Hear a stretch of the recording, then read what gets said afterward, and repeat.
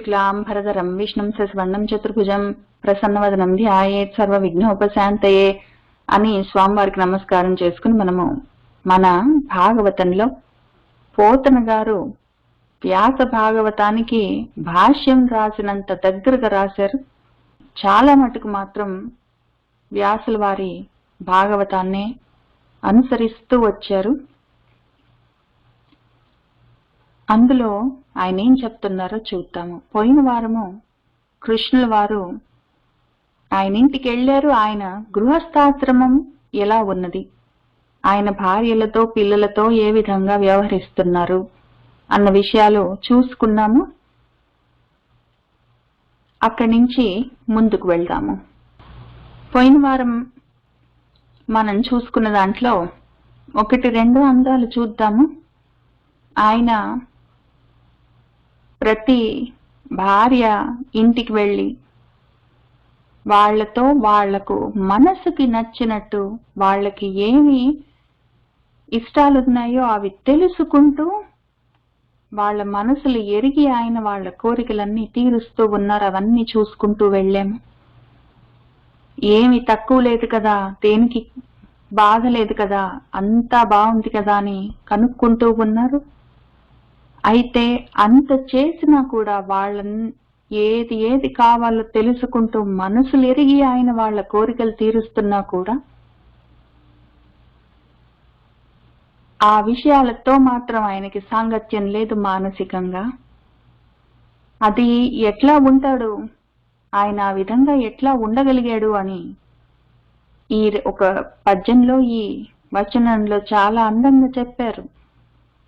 వాళ్ళు ఎటువంటి వాళ్ళు, ఆయన భార్యలు మన్మధుణ్ణే భస్మం చేసిన శివుడే కళ్ళు తిరిగి పడేంత అందగత్తెలు వాళ్ళు. అయినా కూడా మన కృష్ణుల వారి మనసుని కదిలించలేకపోయారు. ఇక్కడ పరమశివుణ్ణి తక్కువ చేస్తున్నామా, కృష్ణుని ఎక్కువ చేస్తున్నామా అని కాదు. విషయం ఏంటంటే ఉపమానం. దాని మన్మధుణ్ణి మించిన వాడు మన కృష్ణుల వారు, ఎందుకంటే మన్మధుడికి తండ్రి అయి ఉన్నారు. ఇంకొకటి ఏంటంటే మన్మధుణ్ణే మనసు కదిలిస్తుంటే ఆయన్ని మసి చేసిన వాడి మనసును కూడా వీళ్ళు కదిలించగలరని 2 విధాలుగా మన కృష్ణుల వారి భార్యల గురించి వాళ్ళు ఎంత అందగత్తెలని చెప్పడమే ఆ పద్యం యొక్క ఉద్దేశం. అటువంటి అందగత్తెలు కూడా ఈయన మనసుని కదిలించలేకపోయారు. ఎందుకు అంటే ఈ వచనంలో మనకేం చెప్పారంటే, మరి అదే ఆత్మలో ఉన్న మనము దానితోటి సాంగత్యం పెట్టుకోకుండా ఏదో నేను నేను అన్న అహంకారాలతో ప్రకృతితోటి సాంగత్యం పెట్టుకుంటాము. అదే విధంగా ప్రకృతిలోనే ఉంటూ కూడా దాంతోటి సాంగత్యం పెట్టుకోకుండా ఆయన స్వస్థితిలోనే నిలబడి ఉన్నారు. అది ఆయన స్థితి, ఇది నా పరిస్థితి. అది చూసుకున్నాక చాలా బాధ అనిపించింది. మళ్ళీ ఇటువంటి విషమ స్థితి నుంచి నేను మళ్ళీ సమస్థితికి, నా స్వస్థితికి ఎట్లా వెళ్ళాలి అని ఆలోచించుకుంటూ ఉంటే దానికి ఉపకరణంగా భగవద్ అనుగ్రహంగా వ్యాసుల వారు మనకిచ్చిన ఈ భాగవతము. ఇంకొక విషయం ఏంటంటే, ఇంకొక బాధ కూడా అనిపించింది. వాళ్ళు ఆయనని కాముకుడని రథములు సలిపారు. ఆయన స్థితి వాళ్లకు తెలవకపోయేసరికి వాళ్లకు మిగిలింది రతి మిగిలింది, ఆయన స్థితి తెలవకుండా పోయింది. అటువంటి పరిస్థితి నాకు రాకుండా ఉండాలని కోరుకుంటూ ఎన్ని అందాలు, ఎన్ని విషయాలున్నాయో ఈ ఘట్టంలో పోతన గారు ఎంత గొప్పగా అందించారో మనకి అవి చూసుకుంటూ వెళ్ళాము.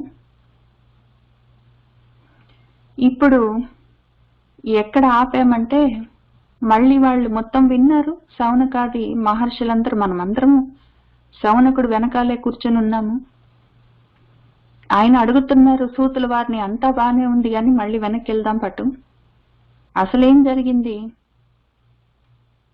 అప్పుడు ఈ పరీక్షిత్ ఉత్తరా గర్భంలో ఉన్నప్పుడు చావబోయి బతికాడు, కృష్ణుల వారు బతికించారని చెప్తారే, ఆ విషయం చెప్పు, మాకు మొత్తం చెప్పు, మొదటి నుంచి చెప్పు, మిగిలించకుండా చెప్పు అని అడుగుతూ ఉంటే అప్పుడు మన సూతుల వారు చెప్పడం మొదలుపెట్టారు. అశ్వత్థామ వేసిన బాణము అగ్ని శిఖలాగా వచ్చి ఉత్తర గర్భంలో ఉన్న ఆ పిండాన్ని బాధ పెడుతూ ఉన్న సమయంలో ఏం జరిగింది అన్న దగ్గర ఆపాము. అక్కడి నుంచి చూద్దాము.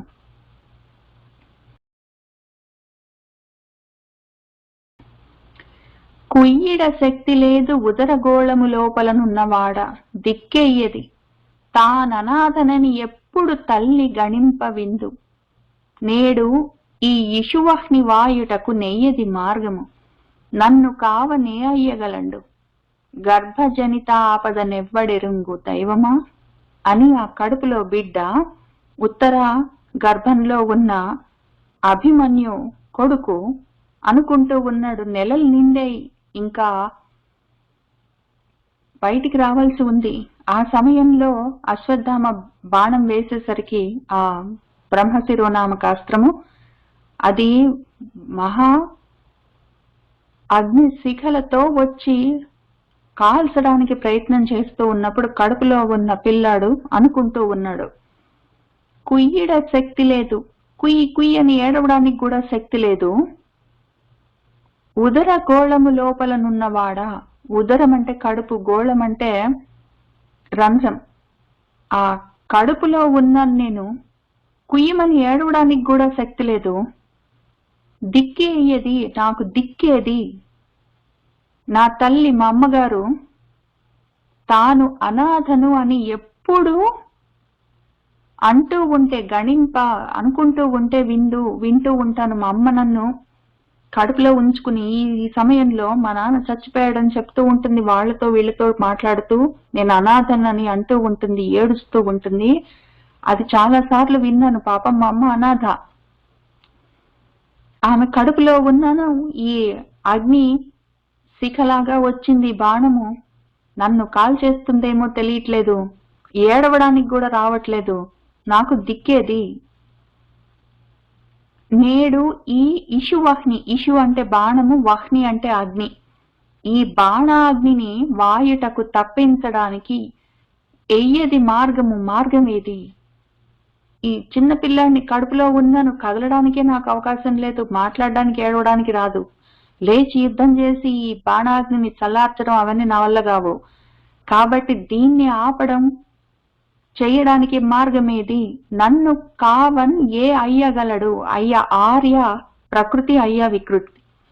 నన్ను రక్షించడానికి, కావడానికి అంటే రక్షించడం, నన్ను రక్షించడానికి ఏ దేవుడున్నాడు, ఎవరున్నారు? గర్భజనిత ఆపదను, గర్భంలో పుట్టిన ఈ ఆపదను, కడుపులో ఉండగానే నాకు ఇంత ఆపద కలిగిందే, దీన్ని ఎవ్వడు ఎరుంగు, ఎవరికి తెలుస్తుందిరా దేవుడా?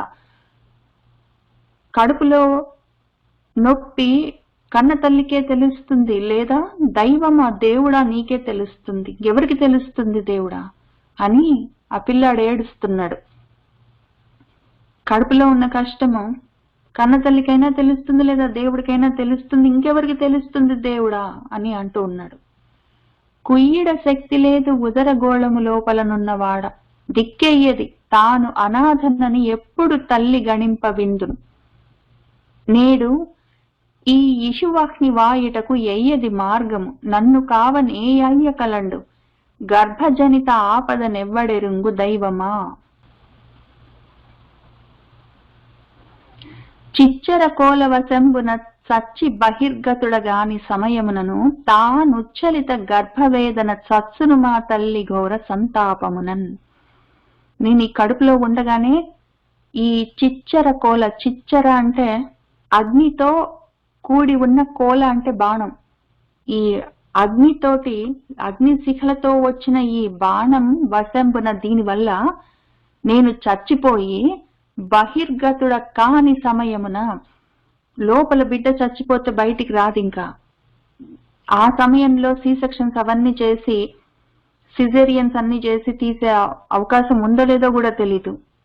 లోపల ఒకవేళ బిడ్డ చచ్చిపోతే బయటకు వచ్చే ప్రయత్నం చేయదు. ఇంకప్పుడు నేను బయటికి రాకుండా ఉంటే లోపల నేను చచ్చిపోయి, తాను మా అమ్మ ఉచ్చలిత గర్భవేదన అంటే లేబర్ పెయిన్స్ వస్తాయో తెలీదు, రాదో తెలీదు. ఆ సమయంలో ఉచ్చలిత కదిలిపోయి తల్లడిల్లిపోయి మా అమ్మ, ఒకవేళ లేబర్ పెయిన్స్ వచ్చినా కూడా నేను పుషింగ్ చేయడం అవన్నీ ఉండవు, నేను చచ్చిపోయాను కాబట్టి. ఇంకప్పుడు మా అమ్మ కూడా చచ్చును, ఆమె కూడా చచ్చిపోతుంది. నా తల్లి ఘోర సంతాపమున, ఆ నొప్పి ఆ బాధ తట్టుకోలేక, సగం పిల్లాడు చచ్చిపోయాడని బాధ, సగం కడుపులో ఉన్న బిడ్డ బయటికి రాకపోతే ఆ లేబర్ పెయిన్స్ టైంలో కష్టం అవుతుంది, అమ్మ చచ్చిపోతుంది.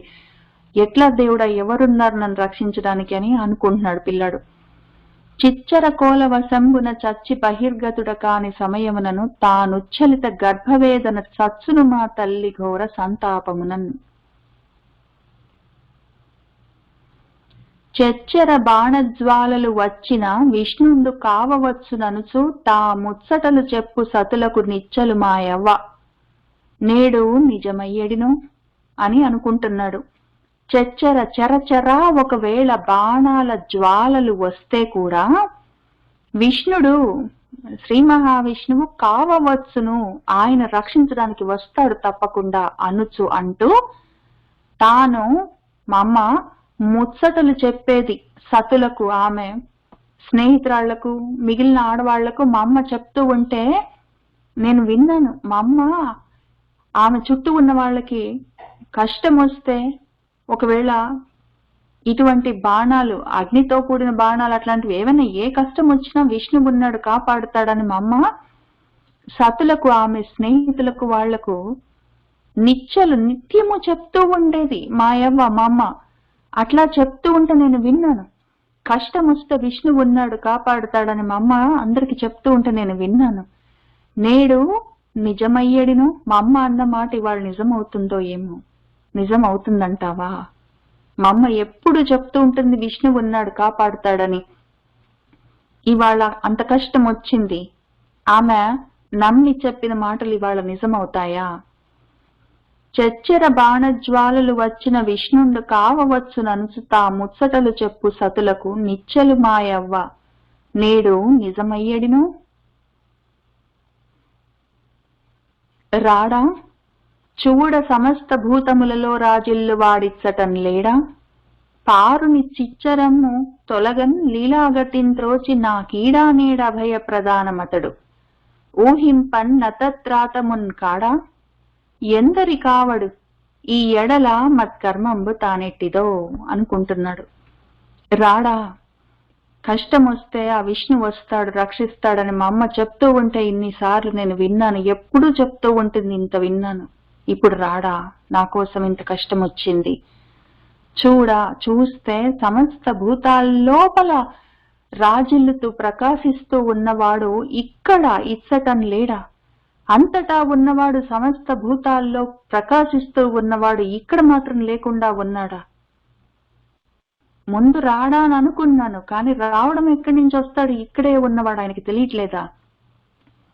పారుని చిచ్చరము, పారుడు అంటే బ్రాహ్మడు. ఆ బ్రాహ్మడు అశ్వత్థామ వేసిన చిచ్చరము, ఆ చిచ్చు మన అగ్నితో కూడిన, అమ్ము అంటే బాణం, చిచ్చరము అంటే అగ్నితో కూడిన బాణము, తొలగన్ తప్పించడానికి, లీలాగతిన్ లీలగా అవలీలగా, తోచి కనిపించి నాకు ఇవ్వడా, నేడు అభయ ప్రదానము అభయాన్ని ప్రదానం చెయ్యడా నాకు అతడు.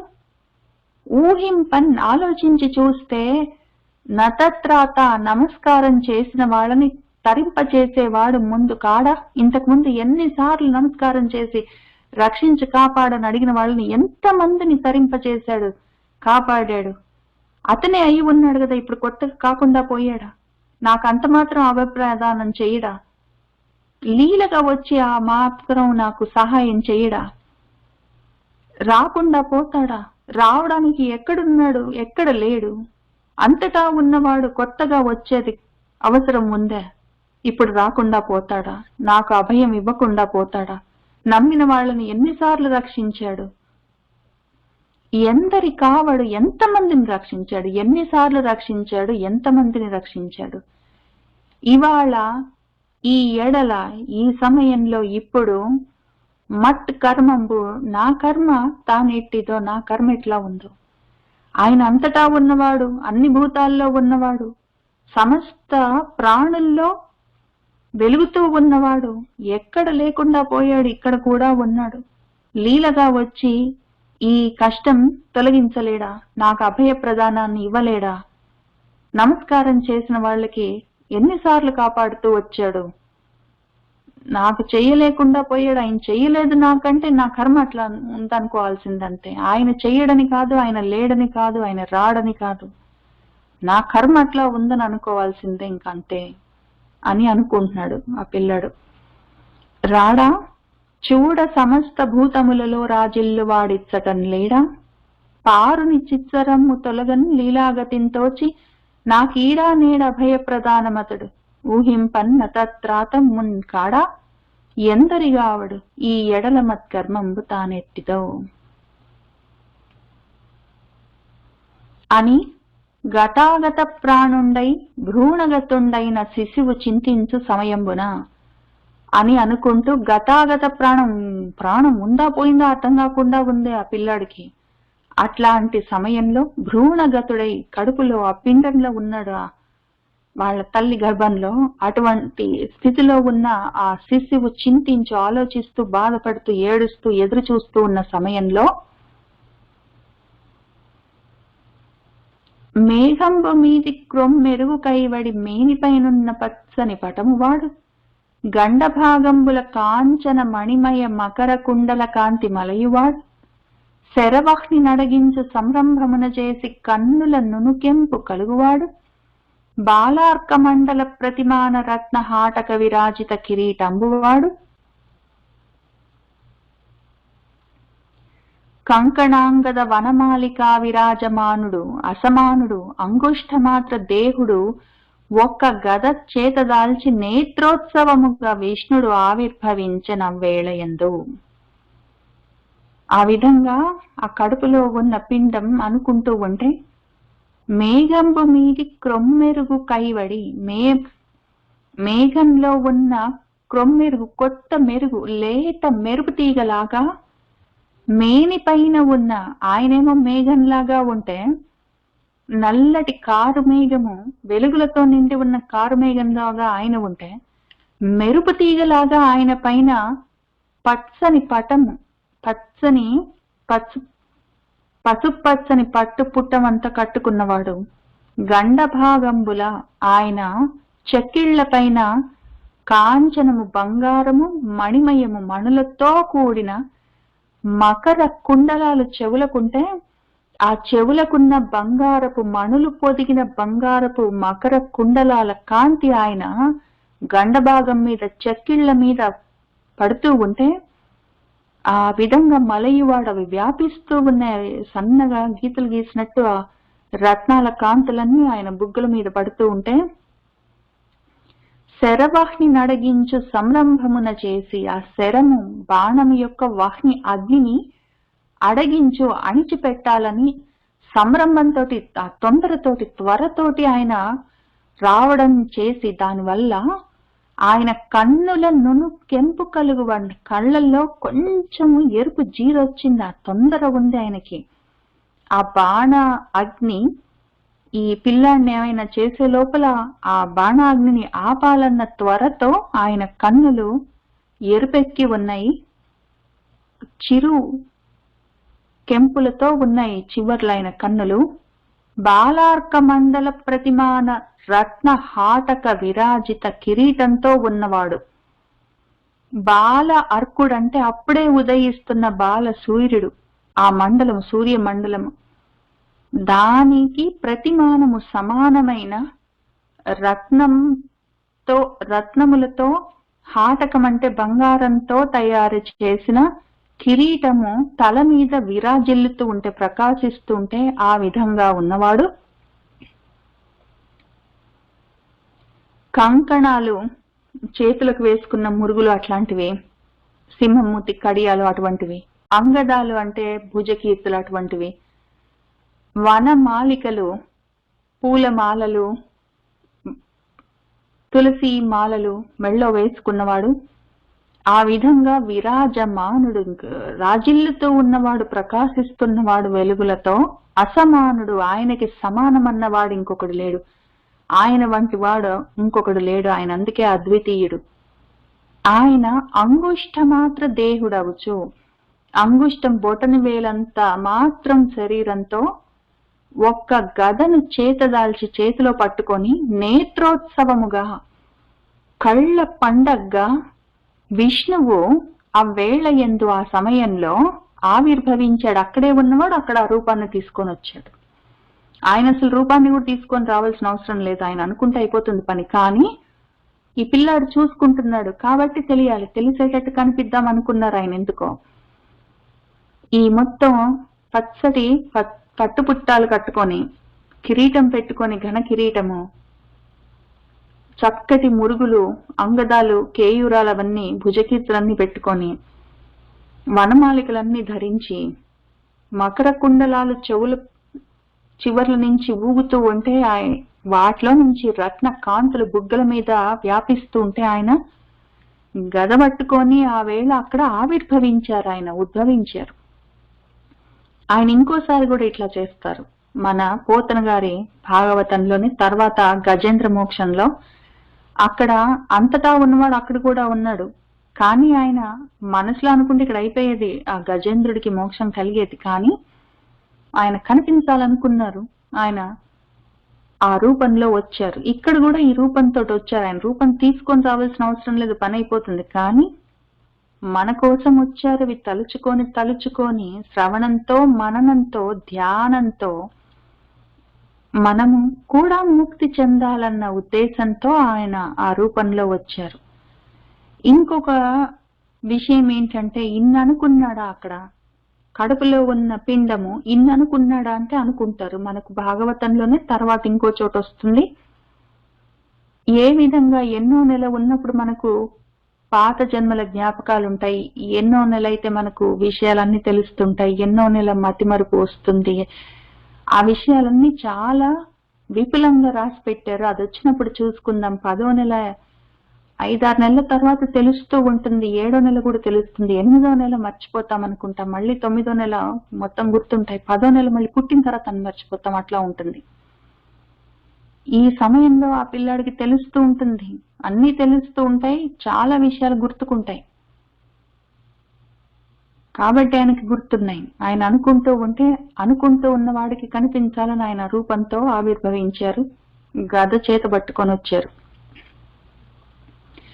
మేఘంబు మీది క్రొమ్మెరుగు కైవడి మేనిపైనున్న పచ్చని పటమువాడు, గండభాగంబుల కాంచన మణిమయ మకర కుండల కాంతి మలయువాడు, శరవాహ్ని నడగించు సంరంభమున చేసి కన్నుల నునుకెంపు కలుగువాడు, బాలార్క మండల ప్రతిమాన రత్న హాటక విరాజిత కిరీటంబువాడు, కంకణాంగద వనమాలికా విరాజమానుడు, అసమానుడు, అంగుష్ఠమాత్ర దేహుడు, ఒక్క గద చేత దాల్చి నేత్రోత్సవముగా విష్ణుడు ఆవిర్భవించన్ అవ్వేళయందో. నేత్రోత్సవముగా, కళ్లకు పండగగా వచ్చారు ఆయన. ఇట్లు భక్త పరాధీనుండైన పరమేశ్వరుండు ఆవిర్భవించి మంచు విరించు మార్తాండు చందంబున శిశువునకు దశ దిశలన్ తన చేతి అఖండిత మహోల్కా సన్నిభంబైన గదాదండంబు మండలాకారంబుగా చిరచిరం తిప్పి విప్రుని చిత్సరమ్ము వేడిని పోడిమి చెరచి డింభకుని పరితాప విజృంభణంబు నివారించి గర్భంబు కందకొండన్ అర్భకునికి ఆనందంబు కల్పించిన. ఇట్లు ఈ విధంగా భక్త పరాధీనుండైన, భక్తులకు పరాధీన, ఆయన ఎందుకు వచ్చారు, ఆవిర్భవించడం ఎందుకు, ఆయన చేయదలుచుకుంటే ఎక్కడైనా ఉండి చేయొచ్చు, అంతటా ఉన్నారు, ఎక్కడైనా ఉండడం ఎందుకు, అంతటా ఉన్నారో పని అయిపోయేది. కానీ భక్తులకైనా పరాధీనులై ఉంటారు. అసలైతే ఆయన స్వవశ, స్వవసి, వ్యాపి అని నామాలన్నీ పెట్టుకున్నారు విష్ణు సహస్రంలో. కానీ ఇక్కడ ఆయన వశంలో ఆయన ఉండేవారు కూడా పరవశులై ఉంటారు, పరాధీనులై భక్తులకు చూద్దామనుకుంటే కనిపిస్తారు, చూసే శక్తి వాళ్ళకు ఆ యోగ్యత ఉంటే కనిపిస్తారు. అటువంటి పరమేశ్వరుడు ఆవిర్భవించి పుట్టి ఆ రూపం తీసుకొని మంచు విరియించు, మనసుని కరిగించే మార్తాండు సూర్యుడిలాగా ఆ చందంబున ఆ విధంగా శిశువునకు ఆ పిల్లాడికి దశ దిశలను 10 దిక్కులు ఆ శిశువు చుట్టూ పైన కింద అంతటా గిరగిరా గిరగిరా చిరచిరా అని రాశారు ఆయన. చిరచిరా తన చేతి ఖండితం కాని అఖండితమైన మహా ఉల్కా సన్నిభం, ఉల్కలాగా, ఇది పిడుగుపాటులాగా కూడా కాదు, ఉల్కలాగా, మెటియోర్ లాగా, కామెట్ లాగా ఉన్న ఆ గదా దండాన్ని ఆయన మండలాకారంగా, రౌండ్ గా, గుండ్రంగా తిప్పుతూ, గిరగిరా తిప్పుతూ ఆ పిల్లాడి చుట్టూ తిప్పి విప్రుని చిచ్చరమ్ము, విప్రుడు మన అశ్వత్థామ వేసిన చిచ్చర అమ్ము ఆ అగ్నితో కూడిన బాణాన్ని, దాని యొక్క వేడిమి, దాని వేడి, ఆ పోడిమి, దాని అందాన్ని, ఆ బాణం అందాన్ని, దాని వేడిని, వాటిని చెరచి పాడు చేసి డింభకుని ఆ పిల్లాన్ని వాడి యొక్క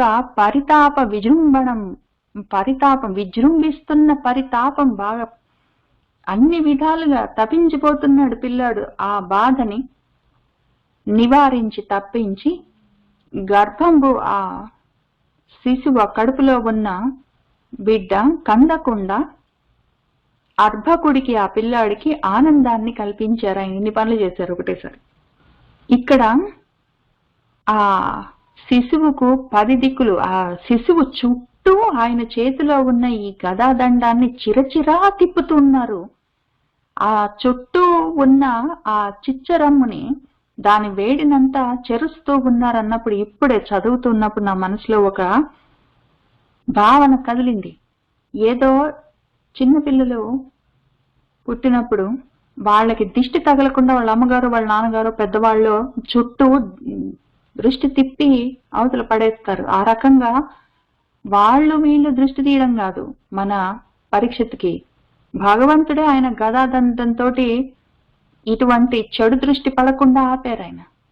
ఎంత అదృష్టం, ఎంత అదృష్టం. సరే, ఆ తర్వాత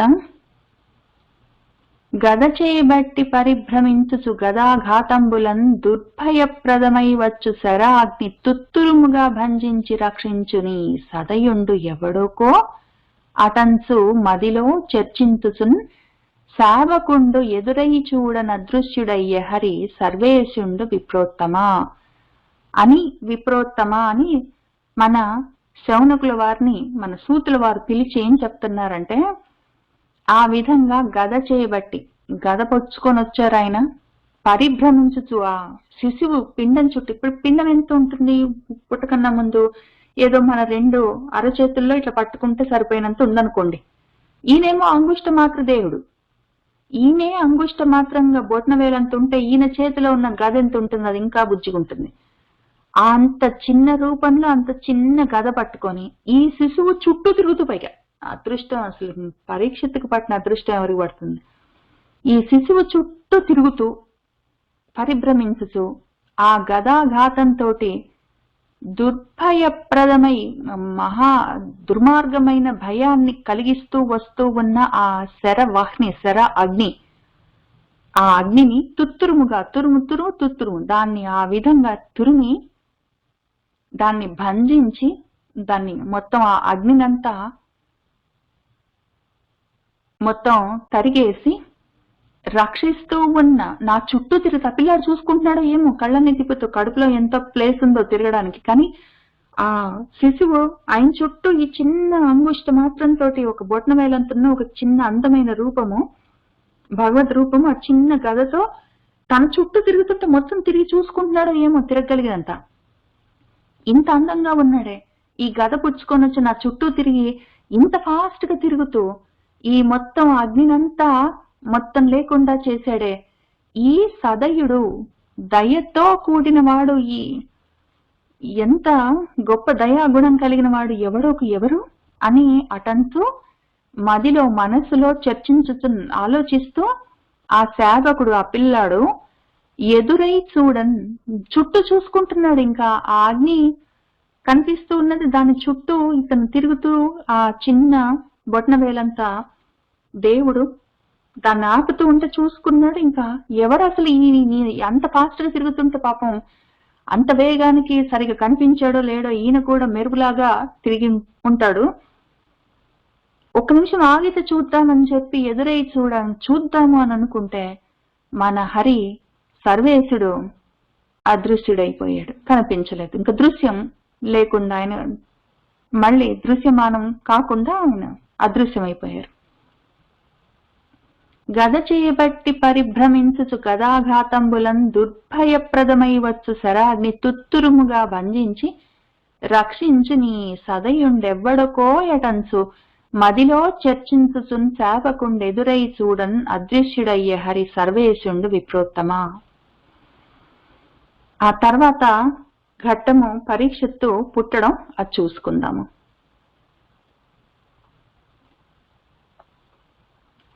అంతన్ అనుకూల శుభగ్రహోదయంబును సర్వగుణోత్తర ఫలసూచకంబును అయిన శుభలగ్నమునందు పాండవ వంశోద్ధారకుండైన కుమారుండు జన్మించిన ధర్మనందనుండు ధౌమ్యాది భూసుర వర్గంబు రప్పించి పుణ్యాహంబు చదివించి జాతకర్మంబులు చేయించి కుమారు జన్మ మహోత్సవ కాలంబున భూసురులకు విభవాభిరామంబులైన గో భూ హిరణ్య హయ అనేక గ్రామంబులను స్వాదు రుచి సంపన్నంబులైన అన్నంబులు ఇడిన వారలు తృప్తులై ధర్మపుత్రునకు ఇట్లనిరి.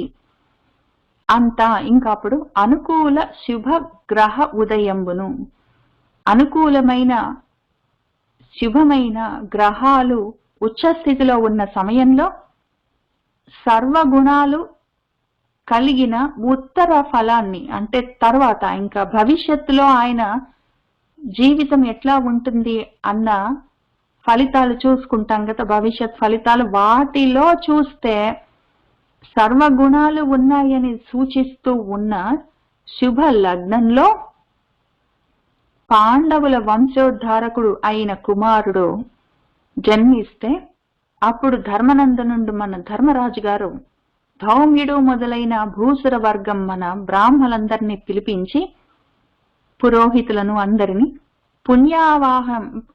పుణ్యాహంబు చదివించి ఆ పుట్టిన సమయంలో చేయవలసిన జాత కర్మాలన్నీ చేయించి కుమారుడి యొక్క ఆ పిల్లాడి యొక్క జన్మ మహోత్సవ కాలంబున ఆయన జన్మ గొప్ప ఉత్సవం చేశాడు. ఆయన మొత్తం అందరికీ కలిపి ఒక్కడే ఉన్నాడు మన పరీక్షిత్. కాబట్టి అందరికీ ఒక్కడే ఉన్నాడు. మొత్తం పాండవ వంశానికి ఉద్ధారకుడు, పాండవ వంశాన్ని ఉద్ధరించడానికి ఈయన ఒక్కడున్నాడు.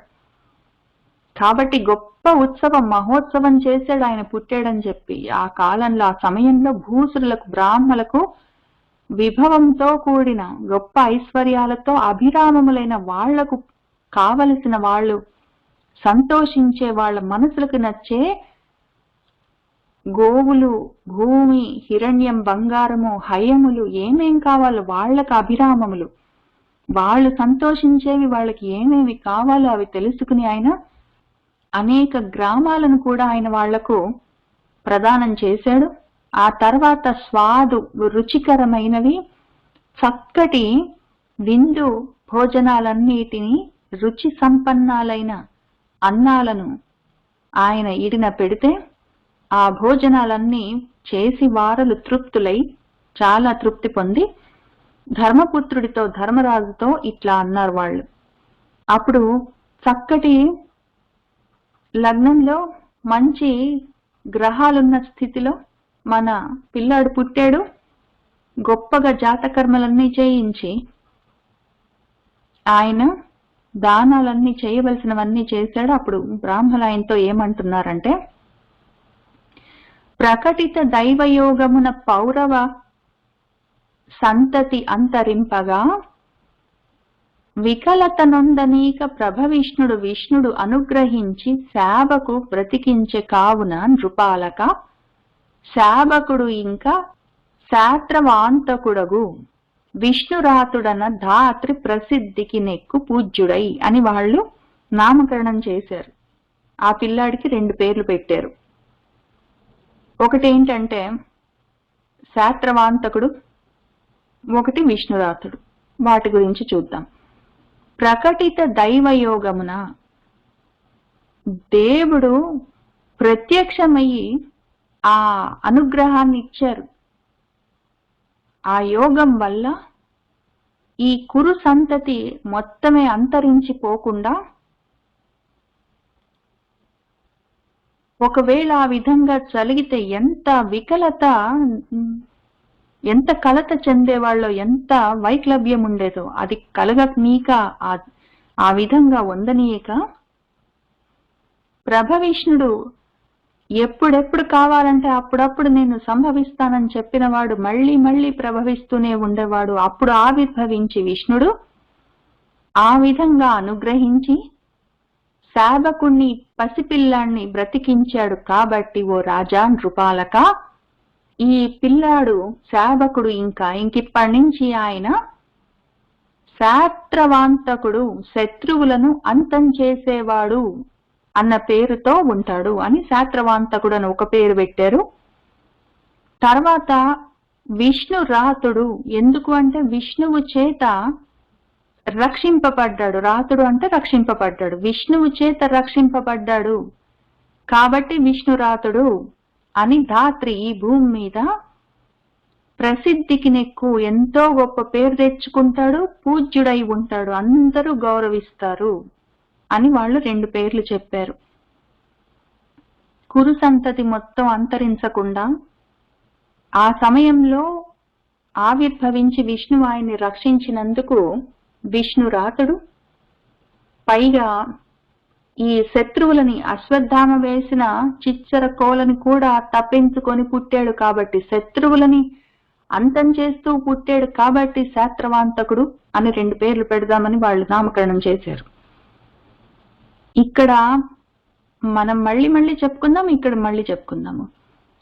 రాతుడు అంటే రక్షింపబడ్డవాడు అని ఒక అర్థము, రాతుడు అంటే ప్రాప్తుడు అని కూడా అర్థం ఉంది. విష్ణువు చేత రక్షింపబడ్డాడు, ఎందుకంటే ఆ కడుపులో ఉన్నప్పుడు ఆయన చచ్చిపోకుండా విష్ణువు రక్షించాడు, అదొక అర్థం ఉంది. ఇంకొకటి విష్ణువుని ప్రాప్తించుకున్నవాడు, ఆ భగవత్ ప్రాప్తి పొందినవాడు ఆయన.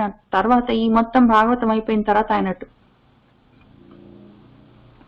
భగవదైక్యం పొందాడు కాబట్టి విష్ణురాతుడు అవుతాడు అని వాళ్ళు ఆ పేరు పెట్టారు. వాళ్ళు విష్ణురాతుడు అని పేరు పెట్టేటప్పుడు వాళ్ళు తెలిసే పెట్టారో తెలియక పెట్టారు అని అనుకోవడానికి కూడా లేదు, వాళ్ళు ఆయన జాతకం చూసే పెట్టారు. కాబట్టి ఆ పరబ్రహ్మాన్ని పొందుతాడు కాబట్టి ఆయన పేరు విష్ణురాతుడు అని పెట్టారు.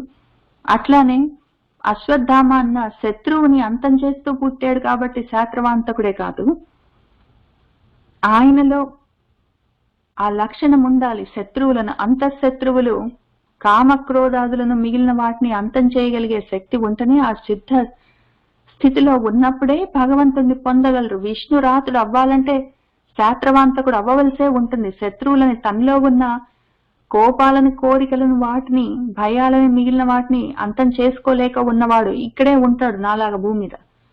వాటిని అంతం చేసుకున్నవాడే విష్ణురాతుడు అవుతాడు. కాబట్టి శాస్త్రవాంతకుడే విష్ణురాతుడు అయ్యేది ఎప్పుడైనా.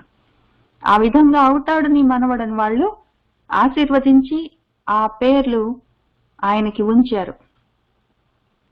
ప్రకటిత దైవయోగమున పౌరవ సంతతికి అంతరింపగా వికలతనొందనేక ప్రభవిష్ణుడు విష్ణుడు అనుగ్రహించి శాపకు బ్రతికించకావున నృపాలక, శాపకుడింక శాస్త్రవాంతకుడు అగు విష్ణురాతుడన ధాత్రి ప్రసిద్ధికి నెక్కు పూజ్యుడై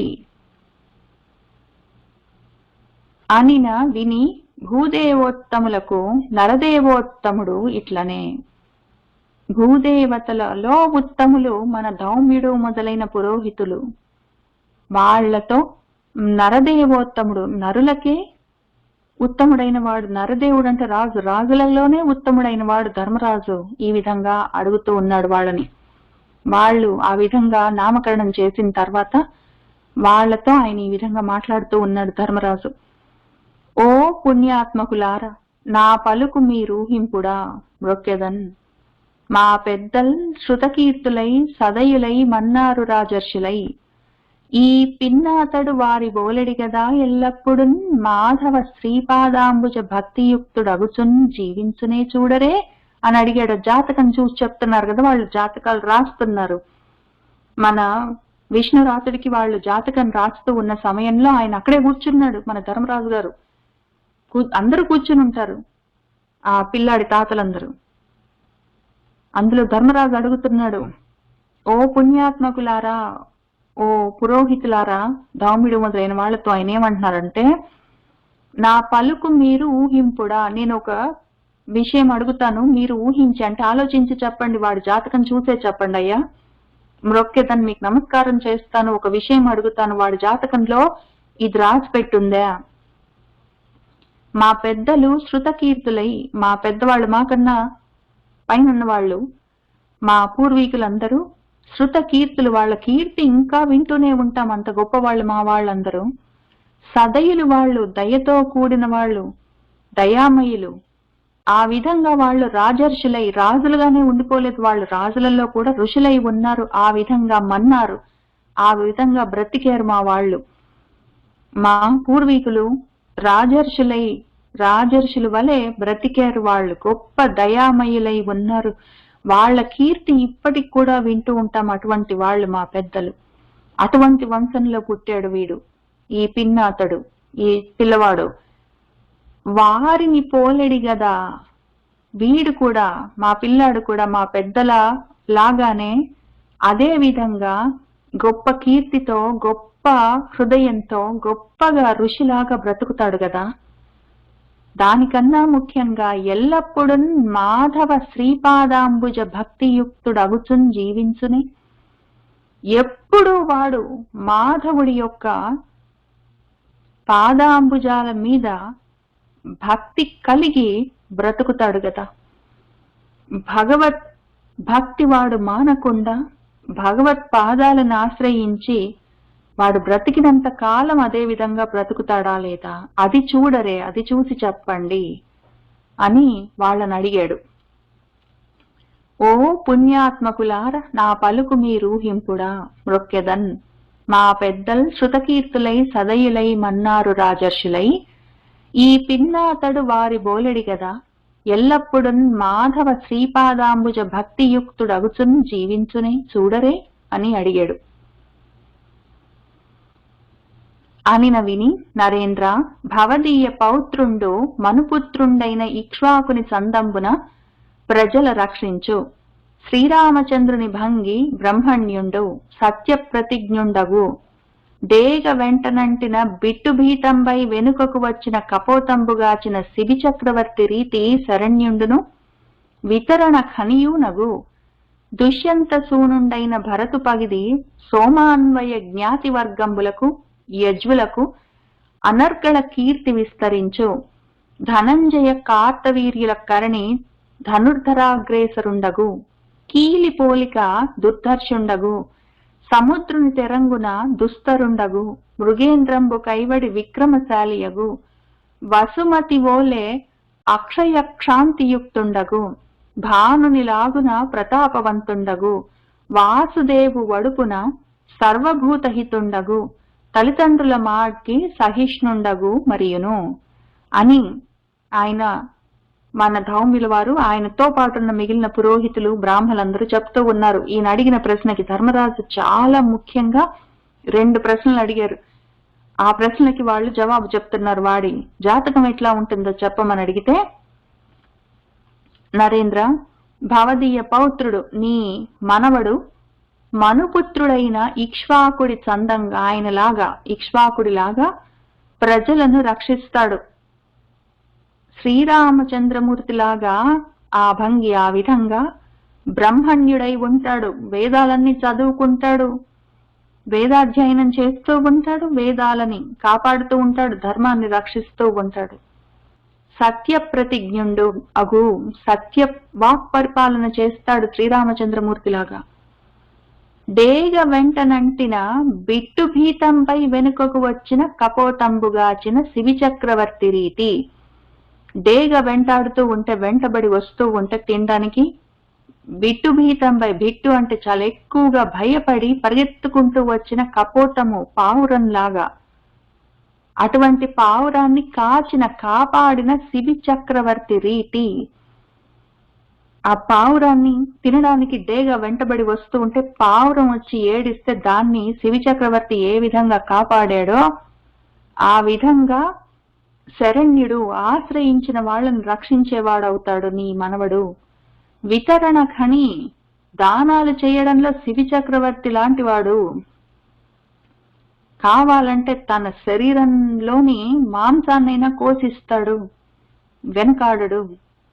దుష్యంత సూనుడంటే కొడుకు, దుష్యంతుడి కొడుకైన భరతుడి పగిది ఆ విధంగా సోమ అంటే చంద్రుడు, అన్వయం అంటే వంశం, చంద్రవంశంలోని జ్ఞాతి వర్గం మొత్తం బంధువులు, చంద్రవంశం వాళ్ళందరికీ, యజ్వలకు యజ్ఞాలు చేసిన వాళ్ళందరికీ అనర్గళమైన కీర్తిని విస్తరింపజేస్తాడు. చంద్రవంశ కీర్తిని ఆయన ఎంతో గొప్పగా వ్యాపింపజేస్తాడు.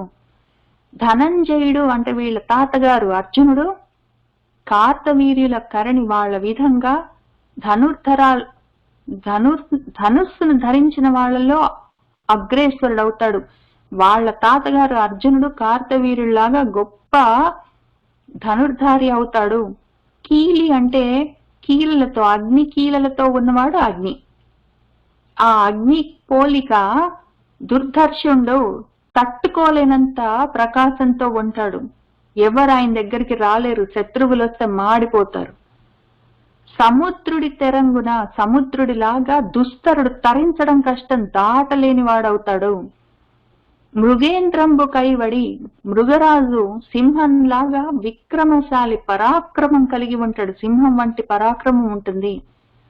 వసుమతిలాగా భూదేవి అంత అక్షయ క్షాంతి, ఇంకా తరగని సహన శక్తి ఉంటుంది ఆయనకి, తరగని సహనంతో కూడి ఉంటాడు.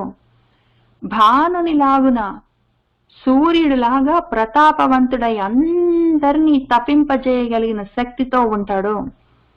వాసుదేవుడి వడపున శ్రీకృష్ణ పరమాత్ముడిలాగా సర్వభూత హితుడై ఉంటాడు, అందరినీ కాపాడుతూ అందరి హితం కోరుకుంటాడు. ఆయన తల్లిదండ్రుల మాడికి వాళ్ళ అమ్మగారు ఉత్తరాదేవి, వాళ్ళ నాన్నగారు అభిమన్యుడిలాగా సహిష్ణుడై ఉంటాడు, అన్ని సహిస్తాడు. వాళ్ళ అమ్మగారు ఎంత సహించిందో తల్లి ఆమెకి నమస్కారం చేయాలి. అంతటి సహనం కలిగిన వాడై ఉంటాడు మరియును అని చెప్పాడు.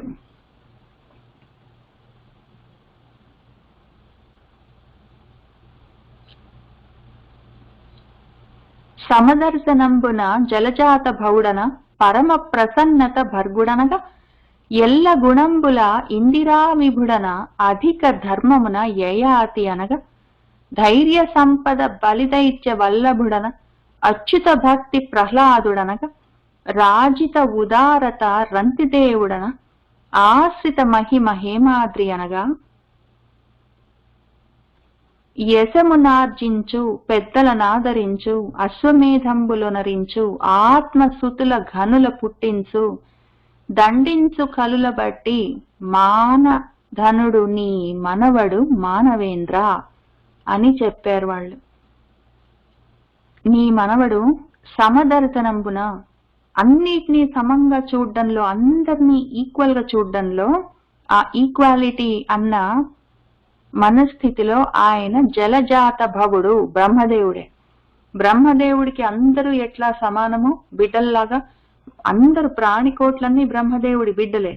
ఆ బిడ్డల్ని అందరినీ ఎట్లా సమానంగా చూస్తాడో అట్లా మొత్తం ప్రజలను ఆయన సమంగా చూస్తాడు బ్రహ్మదేవుడు అంతటి వాడు.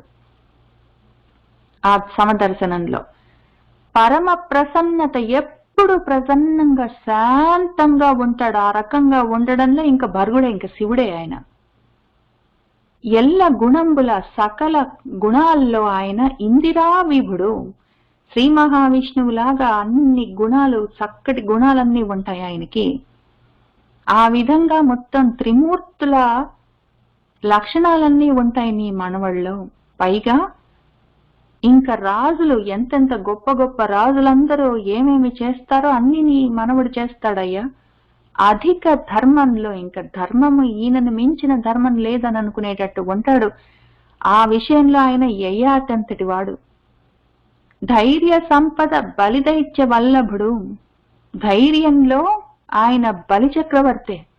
మొత్తం లాగేసుకుంటాడు, శ్రీ మహావిష్ణువే వచ్చాడని తెలిసినా కూడా ధైర్యంగా ఆయన వామనుడికి దానం చేశాడే, అంత ధైర్యం ఆయనకి. పైగా అచ్యుత భక్తి, పరమేశ్వరుడి మీద భక్తి. ఆ విషయంలో ఆయన ప్రహ్లాదుడే. ఇంకా ప్రహ్లాదుడికి ఎంత భక్తి ఉందో అంత భక్తితో ఉంటాడు నీ మనవడు. రాజిత ఉదారత, ఇంకా గొప్పగా రాజిల్లుతున్న ఉదారమైన మనస్థితిలో ఆయన రంతిదేవుడే. ఇంక ఈయనను మించిన వాడు లేడు. ఆశ్రిత మహిమ, ఇంకా ఆశ్రయించిన వాళ్ళకి ఏ విధంగా ఆయన శరణిస్తాడంటే హేమాద్రి, బంగారపు కొండ ఆశ్రయించిన వాళ్ళకి ఆయన ఏ విధంగా రక్షణ ఇస్తాడు అంటే ఇంక బంగారు కొండని మనవడు. యశమునార్జించు, ఎంతో గొప్ప పేరు ప్రతిష్టలు సంపాదించుకుంటాడు, పెద్దలను ఆదరిస్తాడు, అశ్వమేధ యాగాలన్నీ చేస్తాడు, వనరించు చేస్తాడు. ఆత్మసుతులను, ఆయన గొప్ప ఘనులను, కొడుకులను పుట్టిస్తాడు. కలులను, దుష్టులను ఆయన పట్టి దండిస్తాడు. ముఖ్యంగా ఇంకా రాబోయే కాలంలో వెంటనే ఆయన చేసేది మన కలిని పట్టి దండిస్తాడు. నీ మనవడు ఓ మానవేంద్ర, ఓ రాజా, మానధనుడు, గొప్ప అభిమానధనుడు, గొప్ప కీర్తి ప్రతిష్టలు సంపాదిస్తాడు, అందరిని, పెద్దవాళ్ళందరినీ ఆదరిస్తాడు, యజ్ఞయాగాలన్నీ చేస్తాడు, గొప్ప బిడ్డలను కంటాడు, శత్రువులని, దుష్టులని దండిస్తాడు. అటువంటి వాడు నీ మనవడు. సమదర్శనంబున జలజాత భౌడన, పరమ ప్రసన్నత భర్గుడనగా, ఎల్ల గుణంబుల ఇందిరా విభుడన, అధిక ధర్మమున యయాతి అనగా, ధైర్య సంపద బలిదైత్య వల్లభుడన, అచ్యుత భక్తి ప్రహ్లాదుడనగా, రాజిత ఉదారత రంతిదేవుండన, ఆశ్రిత మహిమ హేమాద్రి అనగా, యశమునార్జించు. ఈ విధంగా పైన చెప్పిన రకమైన గొప్ప కీర్తి ప్రతిష్టలన్నీ సంపాదిస్తాడు. యశమునార్జించు, పెద్దలను ఆదరించు, అశ్వమేధంబులొనరించు, ఆత్మసుతుల ఘనుల పుట్టించు, దండించు కలుల బట్టి, మానధనుడు నీ మనవడు మానవేంద్ర. హరించున్ కలి ప్రేరిత అఘంబులెల్లన్, భరించున్ ధరన్ రామభద్రుండు పోలెన్, చరించున్ సదా వేద శాస్త్రానువృత్తిన్, వరించున్ విశేషించి వైకుంఠు భక్తిన్. నీ మనవడు కలి ప్రేరిత, కలి వల్ల ప్రేరితమైన ఎల్ల అఘములు, అన్ని పాపాలను ఆయన హరిస్తాడు. కలి సమయంలో ఉన్న పాపాలన్నీ ఆయనకి అంటవు. ఆయన ఆ పాపాలను మొత్తాన్ని ఆయన హరిస్తాడు. రామభద్రుడిలాగా ఆ పోలికతో ఆయన ధరన్, ఈ భూమిని భరిస్తాడు.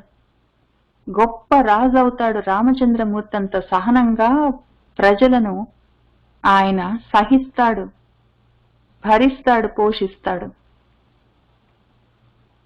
సదా ఎల్లప్పుడూ వేద శాస్త్ర అనువృత్తిలోనే ఆయన చరిస్తాడు. వేదాలు చెప్పినవి, శాస్త్రాలు చెప్పినవి ఆయన అనుసరిస్తూ ఎల్లప్పుడూ బ్రతుకుతాడు. ఆ ఆచరణలోనే చరించున్. విశేషించి, ముఖ్యంగా నువ్వు అడిగిన ప్రశ్న, మాధవు శ్రీచరణాంభోజముల మీద భక్తి ఎల్లప్పుడూ వీడికి ఉంటుంది కదా అని అడిగావు కదా, అది చెప్తున్నాం విను. విశేషించి వైకుంఠ భక్తిన్, మాధవుడి శ్రీచరణాంభోజముల మీద ఆయనకు ఆ భక్తి ఎట్లా ఉంటుందంటే దాన్ని వరిస్తాడు ఆయన. ఇంకా విశేషించి దాన్ని కోరుకుని ఆయన పట్టుకొనే ఉంటాడు. ఎప్పుడు ఆ భక్తిని ఆయన వదులుకోడు, దాన్ని వరించి పట్టుకొని ఉంటాడు. హరించున్ కలిప్రేరితాఘంబులెల్లన్ భరించున్ ధరన్ రామభద్రుండు పోలన్ చరించున్ సదా వేద శాస్త్రానువృత్తిన్ వరించున్ విశేషించి వైకుంఠ భక్తిన్. ఇట్లు పెక్కేండ్లు జీవించి భూసుర కుమార ప్రేరితంబైన తక్షక సర్ప విషానలంబునన్ తనకు మరణంబని ఎరింగి సంగవర్జితుండై ముకుంద పదారవింద భజనంబు చేయుచు శుకయోగీంద్రుని వలన ఆత్మ విజ్ఞాన సంపన్నుండై గంగాతటంబున శరీరంబు విడిచి నిర్గత భయశోకంబైన లోకంబు ప్రవేశించును అని జాతక ఫలంబు చెప్పి లబ్ధకాములై భూసురులు సనిరి అంతా. ఈ విధంగా నీ మనవడు పెక్కేండ్లు జీవించి ఎంతో కాలం బ్రతికి భూసుర కుమారుడు ఒక బ్రాహ్మడి కొడుకు కోపం వచ్చి ఆయన ప్రేరేపించడం వల్ల ఒక తక్షకమన్న సర్పము, తక్షకుడు అన్న పాము, దాని యొక్క విష అనలము, అనలం అంటే అగ్ని, విషాగ్ని, అగ్నుల వంటి విషంతో తనకు మరణంబు అని, తనకు మరణం వస్తుందని ఎరింగి తెలుసుకుని సంగవర్జితుండై మొత్తం అన్నిటి మీద ఆసక్తిని, సాంగత్యాన్ని, సంఘాన్ని వదిలిపెట్టి ముకుంద పదారవింద భజనంబు చేయుచు ముకుందుడి యొక్క పదములనే అరవిందముల యొక్క భజనము చేస్తూ శుకయోగీంద్రుని వలన శుకముని వచ్చి ఆత్మజ్ఞానాన్ని చెప్తే దానితో సంపన్నుడై రావలసిన జ్ఞానమంతా వచ్చి ఆయన అది నిండి ఆ జ్ఞాన సంపదతో గంగాతటంబున, గంగ ఒడ్డున శరీరాన్ని విడిచి నిర్గత భయ శోకంబులైన, భయం గాని శోకము కాని నిర్గతమైపోయిన, లేకుండా పోయిన, లేని లోకాన్ని ప్రవేశిస్తాడు. భయము శోకమన్నవి లేని లోకాలకు వెళ్ళిపోతాడు ఆయన. భయము లేనిదంటే అభయం అయి ఉన్నది, నిర్భయమై ఉన్నది, శోకము లేనిది అశోకమైంది.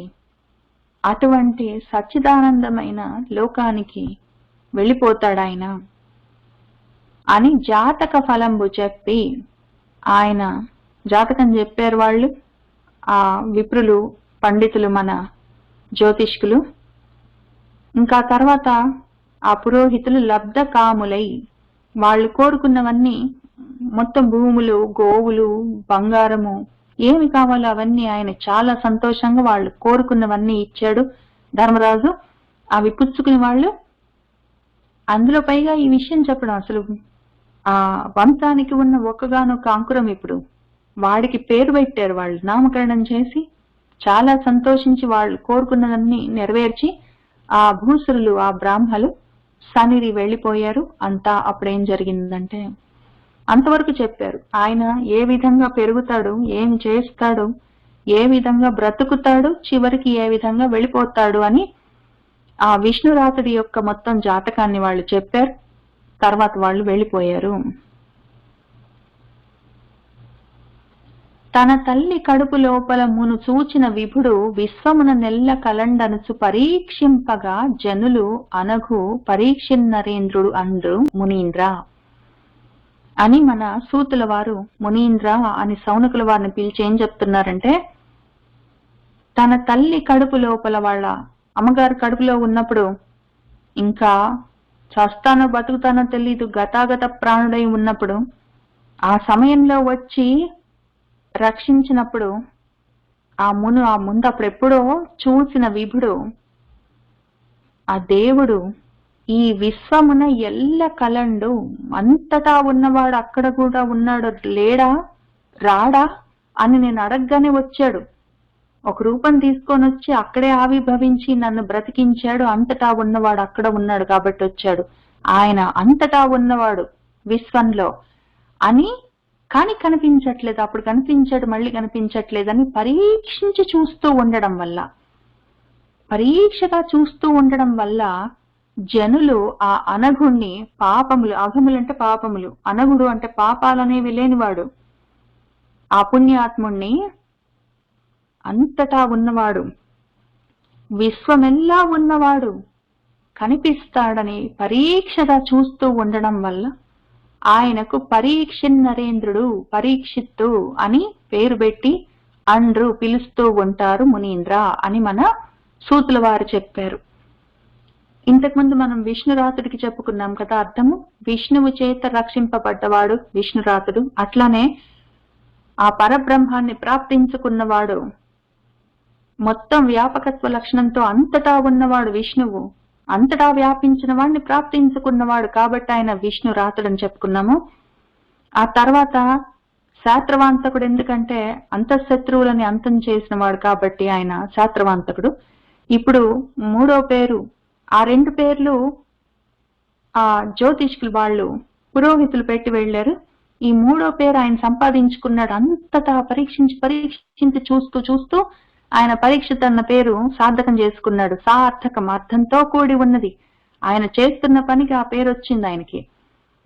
ఆ పరీక్షిత్ అన్న పేరు, పరీక్షిత్ అన్నదానికే అది అంత అందమైన అర్థం. ఎందుకంటే విశ్వమంతా ఉన్నవాడు నాకు కనిపించాలని పరీక్షించి చూపిస్తున్నాడు. ఆయన పరీక్షగా చూస్తున్నాడు అంటే 10 విధాలుగా ఆయన ఈక్షిస్తున్నాడు దర్శనం చేయాలని. పరీక్షిత్ అన్నప్పుడు పరీక్షగా ఈక్ష చూస్తున్నవాడు. ఇంకొకటి ఈక్ష అన్నప్పుడు ఆత్మవిచారణ చేస్తూ ఉన్నవాడు, ఆత్మవిచారణ చేసుకుంటూ ఉన్నవాడు కాబట్టి ఆయన పరీక్షిత్. ఇప్పుడు 3 పేర్లున్నాయి ఆయనకి. శాత్రవాంతకుడు, శత్రువులని అంతం చేసుకున్నాడు, అంతఃశత్రువులని కామక్రోధాదులని లేకుండా చేసుకున్నాడు, శాత్రవాంతకుడు అయ్యాడు. ఆ తర్వాత ఆత్మవిచారణ చేస్తూ ఉన్నాడు, పరీక్షిత్ అయ్యాడు. ఆ తర్వాత పరబ్రహ్మాన్ని ప్రాప్తించుకున్నాడు, విష్ణు రాతుడయ్యాడు. ఆ విధంగా బ్రతికాడు, ఆ విధంగా వెళ్ళిపోయాడు. అటువంటి జీవితం ఉండాలి ఉంటే. తన తల్లి కడుపు లోపల మును చూసిన విభుడు విశ్వమున నెల్ల కలండనుచు పరీక్షింపగా జనులు అనగు పరీక్షిన్నరేంద్రుడండ్రు మునీంద్ర.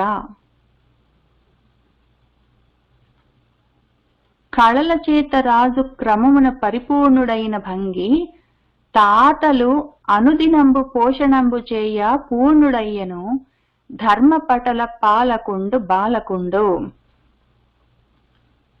రాజు అంటే ఇక్కడ చంద్రుడు.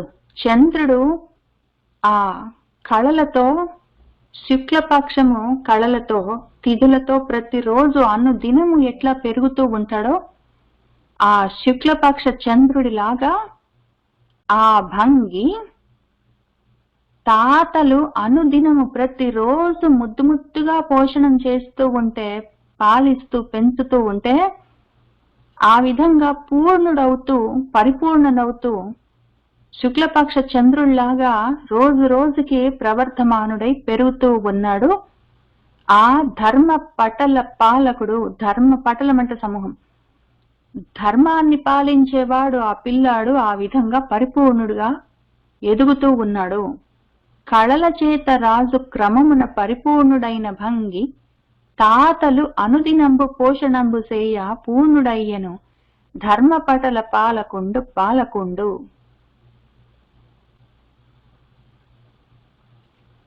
మరియు ధర్మనందనుండు బంధు సంహార దోషంబు వాయు కొరకు అశ్వమేధయాగంబు సేయన్ తలచి ప్రజల వలనన్ కరదండంబులనుపార్జితంబైన విత్తంబు సాలక చిత్తంబున చింతించినడ అచ్యుతు ప్రేరితులైన భీమార్జునాదులు తొల్లి మరుత్తుండను రాజు మఖంబు చేసి పరిత్యజించి నిక్షేపించిన సువర్ణ పాత్రాధికంబైన విత్తం ఉత్తర దిగ్భాగం వలన బలవంతులై తెచ్చిన ఆ రాజసత్తముండు సమాయత్త యజ్ఞోపకరణుండై సకల బంధు సమేతంబుగా కృష్ణుని ఆహ్వానంబు చేసి పురుషోత్తమునుద్దేశించి 3 జన్నంబులు గావించే.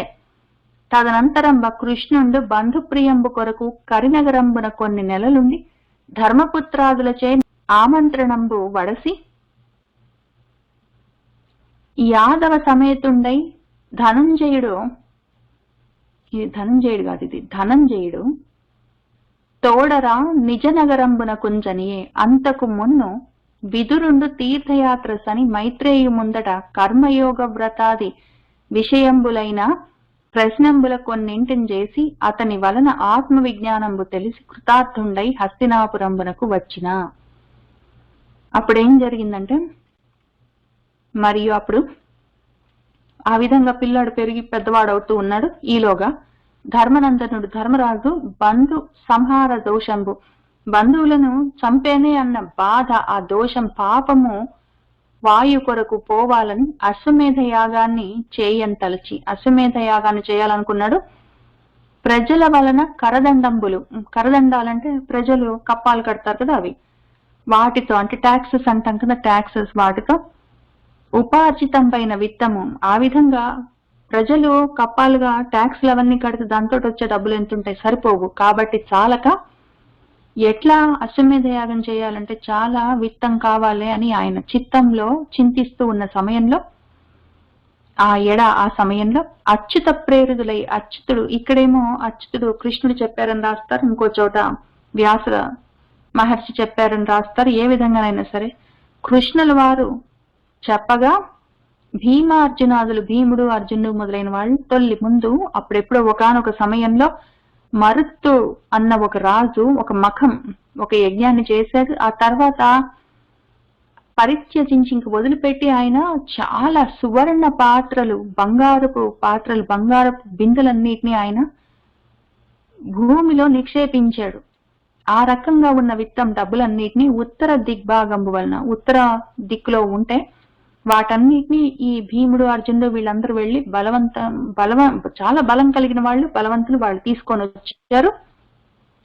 అప్పుడు ఆ రాజసత్తముడు, ఆ ధర్మరాజు సమాయత్త యజ్ఞోపకరణుండై, ఉపకరణాలని, యజ్ఞానికి కావలసిన విషయాలన్నిటినీ సమాయత్తం చేసుకుని, ఆయన ఆయత్తపరుచుకుని సమకూర్చుకుని సకల బంధు సమేతంబుగా బంధువులందరితో పాటు కృష్ణుని ఆహ్వానించి, కృష్ణుణ్ణి మళ్ళీ అదే పనిగా ఆహ్వానించి పిలిచి చేసి పురుషోత్తముని ఉద్దేశించి, ఆ పురుషోత్తముడైన యజ్ఞ పురుషుడైన శ్రీ మహావిష్ణువుని ఉద్దేశించి మన కృష్ణుల వారిని అక్కడ ఎదురుగా పెట్టుకొని 3 జన్మంబులు కావించే 3 అశ్వమేధ యాగాల్ని చేశాడు. ఇంతకు ముందు చేశాడు కదా, మళ్ళీ ఇక్కడ ఎందుకు రాశారంటే, మన భాగవతంలో ముఖ్యంగా ఇదొక విషయం ఉంటుంది. కథ ముందు వెనక నడుస్తూ ఉంటుంది. మనము క్రోనలాజికల్ గా ఉన్న కథని చూసుకుంటే కష్టమవుతుంది. క్రానలాజికల్ గా జరిగిన విషయాన్ని భాగవతంలో అవసరమైనప్పుడల్లా చెప్తూ ఉంటారు కొంత, మనం కలుపుకొని అర్థం చేసుకోవాలి. తదనంతరం ఇంకా తర్వాత కృష్ణుడు బంధుప్రియంబు కొరకు బంధువులని సంతోషింప చెయ్యాలని మన కృష్ణుల వారు కరినగరంలోనే, మన హస్తినాపురంలోనే కొన్ని నెలలు ఉన్నారు.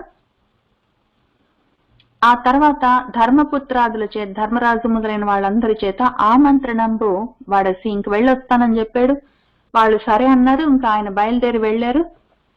వెళ్ళిన తర్వాత ఆయన ద్వారకా నగరానికి ఎట్లా వెళ్ళారు, భార్యల దగ్గరికి ఎట్లా వెళ్ళారు, వాళ్ళతో ఎట్లా మాట్లాడుతున్నారని మనం పోయిన వారం వరకు చూసాము. మళ్ళీ అక్కడి నుంచి ఆ జరిగేదానికన్నా కొంచెం ముందని అర్థం చేసుకోవాలి ఇది.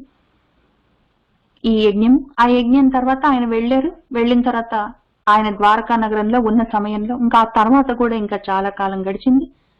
అంతకు ముందు ఈ విదురుడు తీర్థయాత్రకు వెళ్ళిపోయాడు. యుద్ధం జరిగే కన్నా ముందు విదురుడు ఒక ఆయన, బలరాముడు ఒక ఆయన, వీళ్ళు తీర్థయాత్రలకు వెళ్ళిపోయారు. ఆ సమయంలో బలరాముడు మళ్ళీ చివరికి వచ్చాడు. యుద్ధం మొత్తం అయిపోయిన తర్వాత చివరిన దుర్యోధనుడు చనిపోయే కన్నా ముందు, దుర్యోధనుడికి మన భీముడికి యుద్ధం జరిగే కన్నా ముందు ఆయన మళ్ళీ తీర్థయాత్రలు ముగించుకొని తిరిగి వచ్చారు. యుద్ధం సమయంలో ఆయన లేడు, ఎందుకంటే పక్షం తీసుకోవాలి, ఇటువైపు అటువైపు అంటే ఆయనకి తీసుకోవడం కష్టమైంది, ఎందుకంటే అందరు బంధువులే కాబట్టి ఆయన వెళ్ళిపోయాడు, లేడప్పుడు.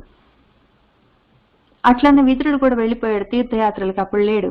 ఇంకిప్పుడు ఆ తీర్థయాత్రల్లో వెళ్తున్నవాడు మధ్యలో ఒకసారి మైత్రేయుడిని కలిశాడు. కలిసి ఆయన ముందు కూర్చొని ఆయన అడిగి కర్మయోగ వ్రతాది విషయాలైన ఎన్నో ప్రశ్నల్ని అడిగాడు. వాటితో పాటు ఆయన జవాబు తీసుకున్నాడు.